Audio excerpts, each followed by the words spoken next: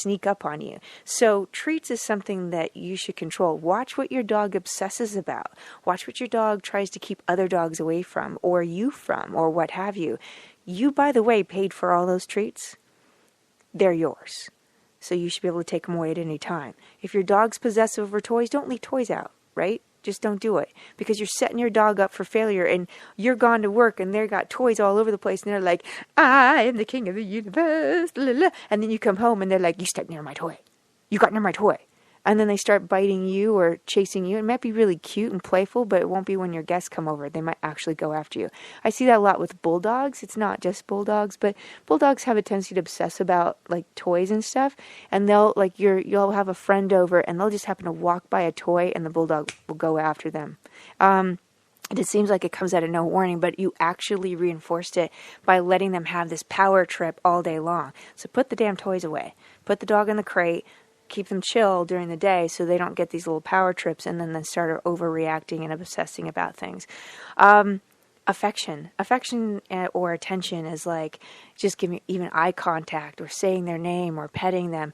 By the way, giving your dog eye contact while you're eating at the dinner table is the same thing as feeding them food. You might as well not. The dog's not, as far as I'm concerned, shouldn't even be near the table or near the coffee table if you're eating in front of the TV while you're doing this. They should just not be near there. No attention whatsoever. Attention is very powerful. It means something. We like to just give attention freely all the time, but dogs do it for work done. And this should be true of your space and treats as well. They earn those things for work done. And work done can be something as simple as a sit and a stay for 1 or 2 seconds, and now they can be in your lap, as long as they stay calm. That's it. Work done. Evil. I know. Rough.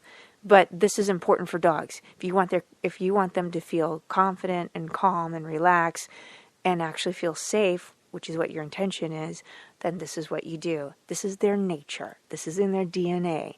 So affection has to be very poignant. I don't give eye contact if I'm giving a command or correcting a dog. I save that for the extra icing, okay? And make sure it remains positive.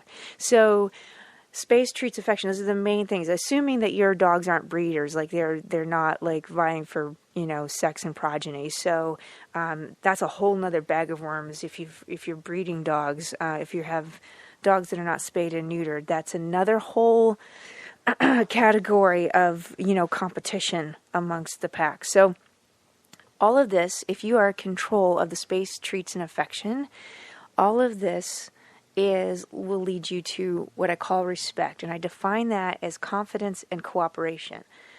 I do think there's such a thing as a healthy amount of fear, but not in the sense of like complete fear of harm and destruction as we used to do to our animals 100 years ago. But I do think that confidence and cooperation, which is natural for a dog, because they're social animals, so they do have to cooperate to survive. We also want their confidence, trusting you that you're actually in charge of things so they don't have to worry. All they have to do is communicate with you by doing work, little things. Not jumping on your friends when they walk into the house, that kind of work. So if you do that, then you got yourself a dog where you are tapping into their nature, controlling the commodities that they vie for power and status. You're taking it, you're in control of it, you dole it out according to merit, and you will be generous accordingly, but not overly generous. Don't spoil the dog crazy. And then you'll get yourself a dog who respects you, and that's confidence and cooperation. And this is the basis by which I teach my students and clients first, before we go, okay, your dog has a bad habit or has a little trigger or needs to learn a new habit. Instead of just barking their head off, I want them to come get you. That's behavior modification. But it's not going to work if they're stressed out all the time, because everything else is a disconnect in terms of communication, and that nothing makes sense to them as a dog, and they don't feel safe. So the thing is that when you're working with a dog, I always go for nature first. What's the S.T.A.R? What's the space, treats, and affection? What's most important? When I come to somebody's house, I go, okay, what is the most important commodity for that dog? And therefore, what do we have to be the strictest with so that we can kind of balance this dog dog out and then slowly give them more privileges and ease up.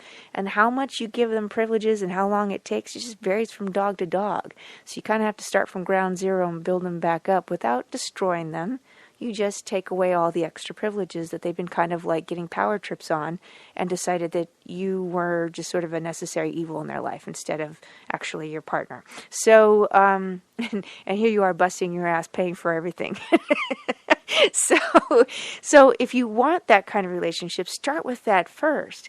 Then you can start training your dog to do anything. I mean, when it comes to looking at dogs who do production work, which, by the way, I'm very excited. I will let you guys know on the Facebook page first, probably, if it happens before the end of the year.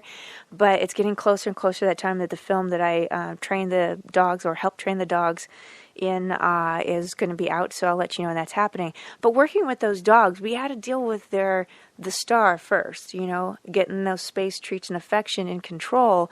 And then we got them to do some pretty amazing things in a very short period of time under very stressful situations. But they would not have trusted us in those stressful situations without having all of the other stuff taken care of. In other words, they knew that we were in control of all the commodities that they wanted to vie for. And now they were going to do it by cooperating with us rather than competing with us or competing with the other dogs. So that is kind of the basis of really having a good relationship in terms of that's natural. We always talk about let's go for what's natural. But then they sit there and go with just food, and I got a dog that's not food motivated. How's that going to work? I want my dog to trust me without the food. I want my dog to believe that I've got the universe in control and nothing's going to happen to him, even though I really don't. And that is where I get things like really messed up dogs. And I want you, if you have a messed up dog, a sheltered dog or whatever, to be able to help them through, not just use food. It doesn't just work for all dogs. Because guess what? Some dogs just don't care about treats. They just don't. They care about space. They care about affection. So that's kind of my approach with this. Not kind of. That is my approach with this. And that's why I've been successful for considering how long I've been experimenting with this in my professional life, because I've been training animals since I was 11. So, I have a long history. But in my professional life, it's been very successful as long as clients actually follow through.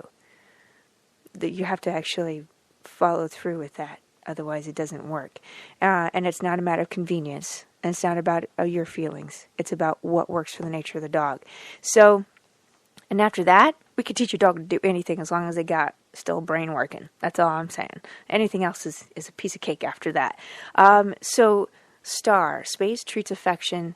Have control of that. Dole it out according to merit. And you will get the respect that you long for with your dog and that your dog longs for, which is confidence, cooperation.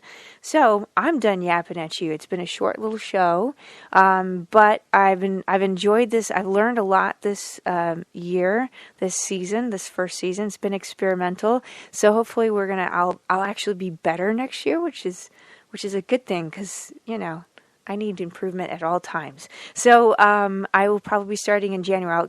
I'll keep you posted on That Dog Training Show with Tanya Yarbrough on the Facebook page. You can follow me on Instagram under that at That Dog Training Show, or Kazzy Dog Train on Twitter.